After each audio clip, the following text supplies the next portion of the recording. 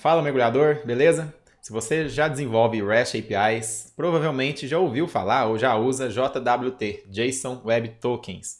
O que talvez você não saiba é que existe muita confusão sobre esse assunto, muita gente com conceitos errados na cabeça, e por isso eu resolvi gravar esse vídeo respondendo algumas perguntas muito importantes sobre JWT. Eu recebi essas perguntas no Instagram da AlgaWorks. Se você ainda não segue a AlgaWorks pelo Instagram, eu vou deixar o link aqui na descrição desse vídeo. Segue a gente lá, porque tem conteúdos exclusivos que a gente só publica lá, beleza? E a primeira pergunta é: JWT é um mecanismo de autenticação? A resposta é não. JWT não é um mecanismo, não é um framework, não é um modelo de autenticação e também não é um protocolo, não é um framework de autorização. JWT é apenas uma maneira segura e compacta para a gente enviar informações entre aplicações.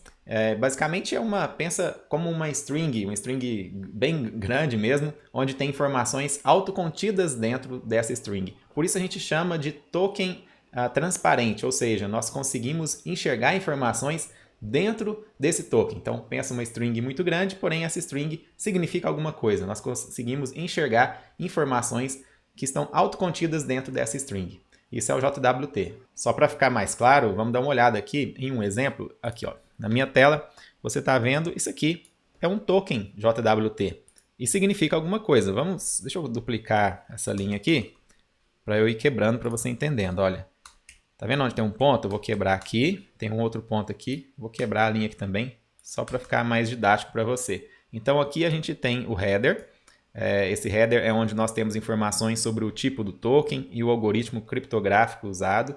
Nós temos aqui o payload do token, que é onde ficam os dados que nós realmente queremos transmitir dentro desses tokens. Então, as informações que eu disse que ficam autocontidas, né, o payload fica aqui, né, as informações que nós vamos colocar no token.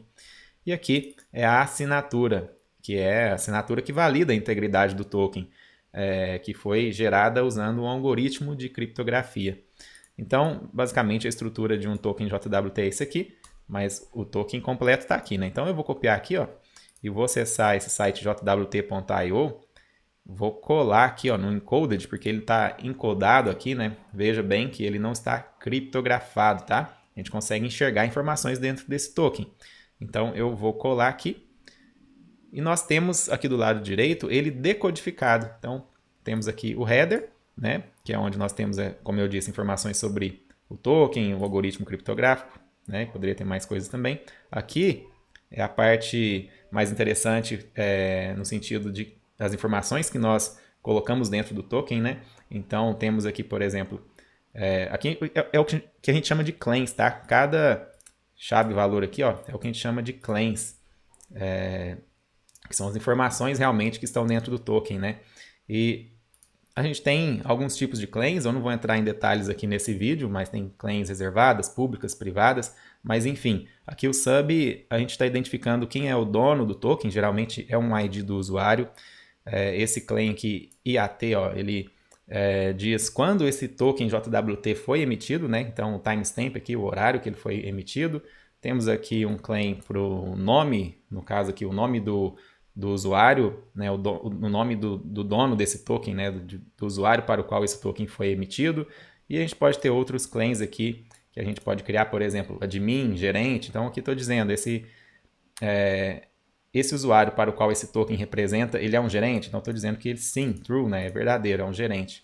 E está vendo aqui embaixo que a gente tem aqui para verificação da assinatura. Então, esse token aqui, ele foi gerado usando, na hora que ele foi assinado, né, a gente usou um segredo para assinar ele. Então, para eu validar se esse token ele realmente está íntegro, nós temos que colocar aqui qual que é o segredo, porque veja que ele está inválido, né, assinatura inválida. Então, eu vou colocar aqui o segredo que foi usado, foi alga 1, 2, 3. Ah, mas se eu colocar 1, 2, 3, 4, 1, 2, 3, qualquer número que eu colocar aqui está falando que foi verificado. Na verdade é porque essa ferramenta aqui, jwt.io, quando a gente vai digitando aqui o segredo, ele vai, ó, estou digitando aqui, ele vai mudando, ele vai reassinando o token, tá vendo? Mas não é isso que a gente quer. Então vou colocar aqui, só para você entender, ó, alga 1, 2, e vou copiar o token e colar de novo. Veja que ele está inválido. Agora eu vou colocar alga 1, 2, 3, aí ele vai gerar de novo. E eu vou colar aqui. Agora deu verificado, tá vendo? Então, nós temos aqui o header, o payload e o verify signature, né, para verificar a assinatura. Uma segunda pergunta é quando utilizar o ALF2 ou JWT? Eu acho que essa pergunta foi a que mais se repetiu sobre JWT versus o ALF2. E isso aqui me deixa um pouquinho preocupado, né? Porque a pessoa está pedindo, várias pessoas aí, né? Pedindo para fazer uma comparação, dizer qual que é melhor, JWT ou ALF2.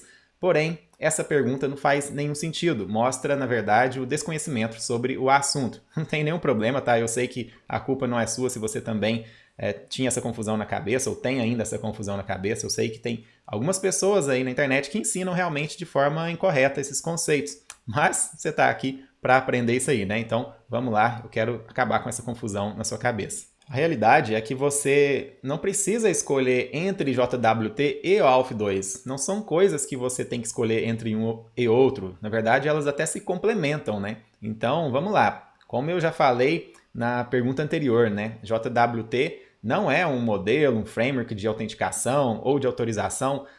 JWT não define fluxo de autorização, de autenticação, não tem nada disso. JWT é apenas uma forma segura, compacta, para você transmitir informações de um usuário, né, os direitos de acesso e tudo mais. É uma string, como eu acabei de mostrar para você na pergunta anterior. Beleza? Tudo certo até aqui? Já o ALF2, ele é um protocolo, ele é um framework de autorização que define vários fluxos de autorização para aplicações.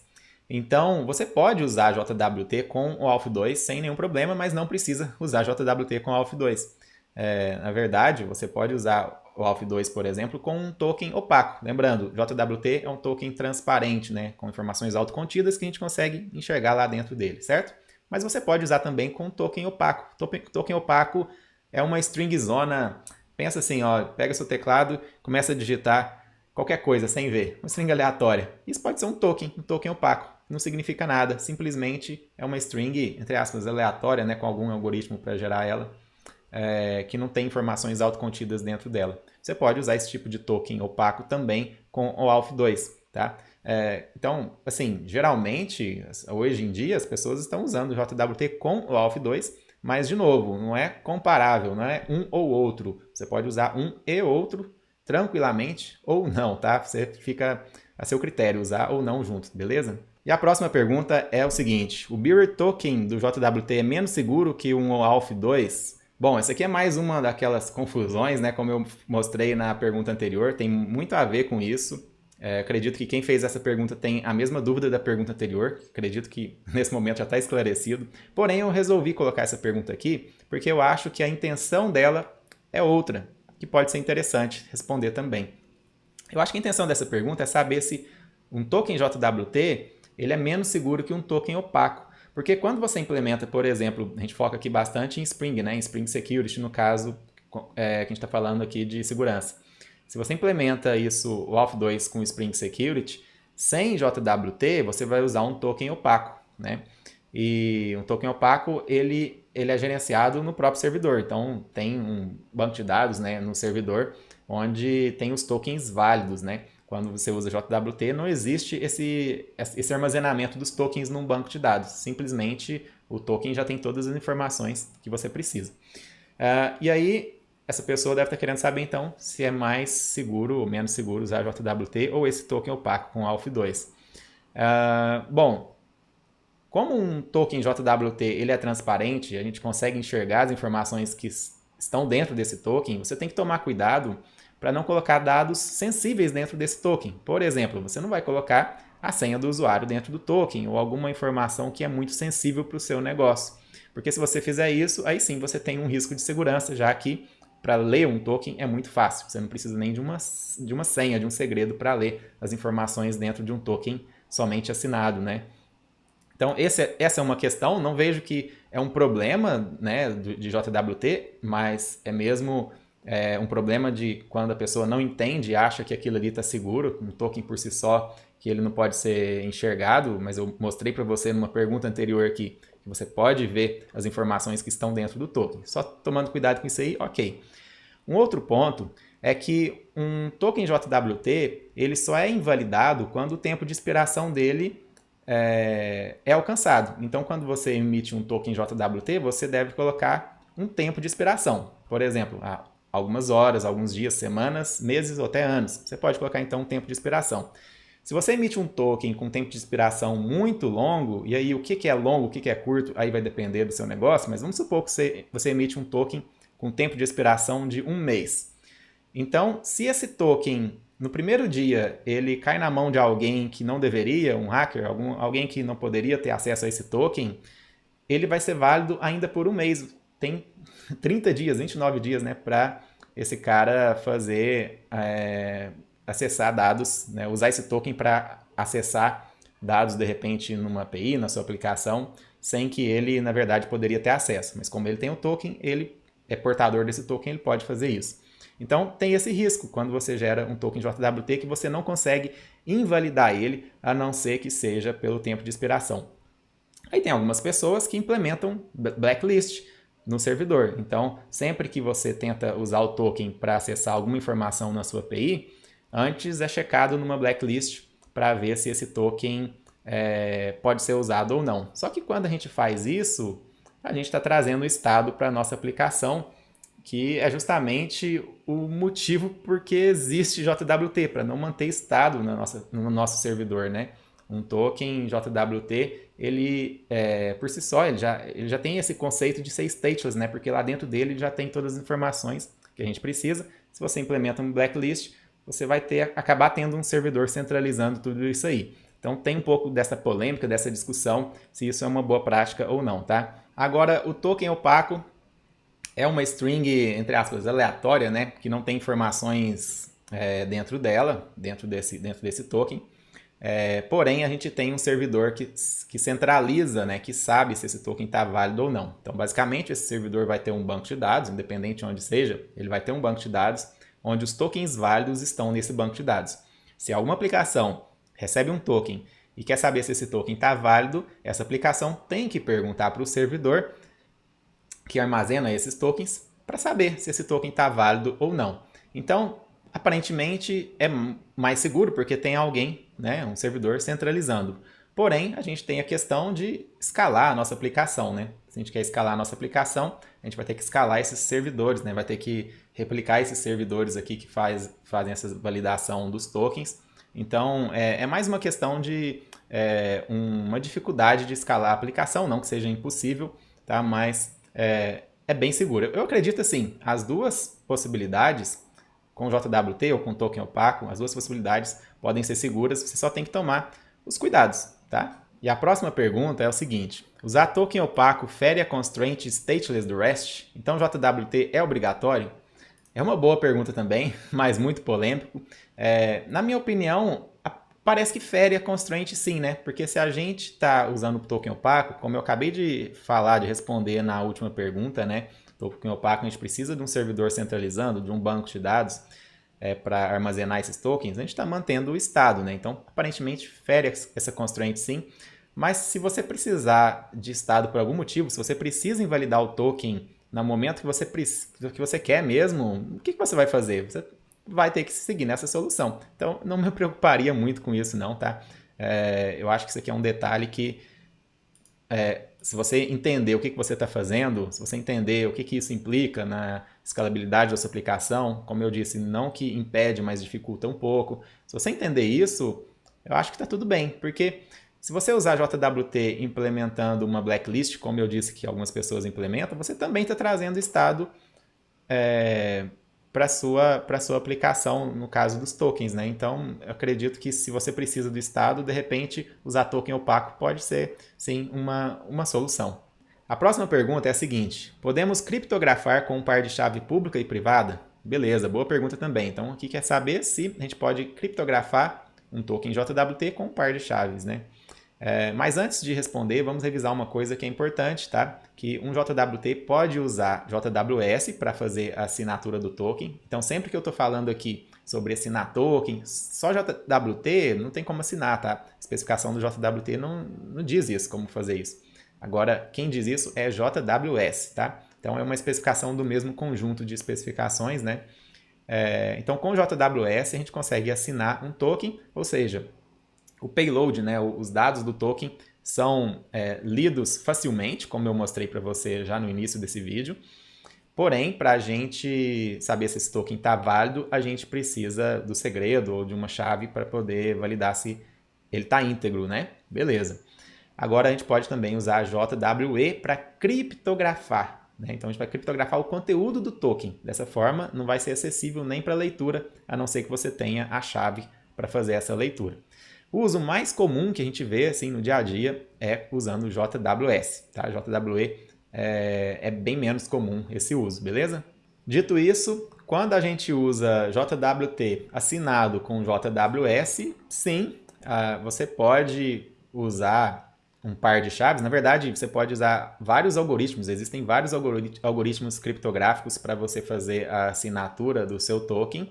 Você pode usar o mais simples, que é o HMAC, né, que é uma criptografia simétrica. Ou seja, basicamente a gente tem um segredo, que é tipo uma senha mesmo, um segredo para poder fazer a assinatura do token. O problema disso é que para você verificar a integridade do token, você também precisa desse segredo, do mesmo segredo. Então imagine o seguinte, a aplicação que emite o token, ele tem um segredo, vamos imaginar que o segredo seja alga123, e ele emite o token. Se uma outra aplicação terceira recebe esse token e precisa validar a integridade desse token, ele vai precisar desse segredo, alga123. Só que com esse segredo, ele consegue também emitir novos tokens. Então, se você não confia nessa aplicação terceira, é difícil usar essa solução porque ela vai ter acesso ao seu segredo, que a partir desse segredo pode emitir novos tokens. Beleza? Então, essa é uma solução que funciona em determinados casos, mas tem que tomar cuidado porque você não vai ficar distribuindo o seu segredo para aplicações que você não confia. E uma outra forma é você usar um par de chaves, usar criptografia assimétrica, ou seja, uma chave pública e uma chave privada. Então, basicamente, quando a aplicação vai emitir um token, ela tem que ter acesso à chave privada. Somente quem tem acesso à chave privada consegue emitir um token assinado, tá? Então, você usa a chave privada para assinar esse token. Outras aplicações que recebem esse token e precisam validar a integridade desse token vão usar a chave pública. E com a chave pública, você não consegue emitir um novo token, somente com a chave privada. Então você pode distribuir tranquilamente a chave pública para as aplicações, mesmo que você não confia 100%, distribua a chave pública, porque com essa chave pública, essas aplicações vão conseguir verificar a integridade do token, porém a chave privada só fica com o servidor que você confia, que é o que emite os tokens. Logicamente, essa chave privada você tem que manter ela em segredo, tem que manter ela em um local bem seguro. E a próxima pergunta é: qual a forma correta de invalidar um token? Legal, para você invalidar um token JWT, eu já até falei um pouco disso nas perguntas anteriores, você deve determinar um tempo de expiração para esse token. Então é assim que você invalida. Só tomando cuidado de não colocar um tempo muito longo, a ponto de que se esse token cair nas mãos de alguém que não deveria, né, se esse token vazar, você não vai ter um problema por muito tempo. Então, claro que você tem que tomar todos os cuidados, as aplicações que usam esse token têm que tomar todos os cuidados para armazenar esse token num local seguro, mas assim, é isso, coloca um tempo de expiração. Agora, como eu já disse também, tem pessoas que implementam blacklists, né? Se esse token vazar, você adiciona esse token JWT na sua blacklist e ele não pode ser mais usado. Porém, quando você faz isso, tem o problema, entre aspas, o problema de você estar trazendo o estado de novo para a aplicação, né? Você vai ter que centralizar isso em algum lugar, vai ter que ter um banco de dados com esses tokens.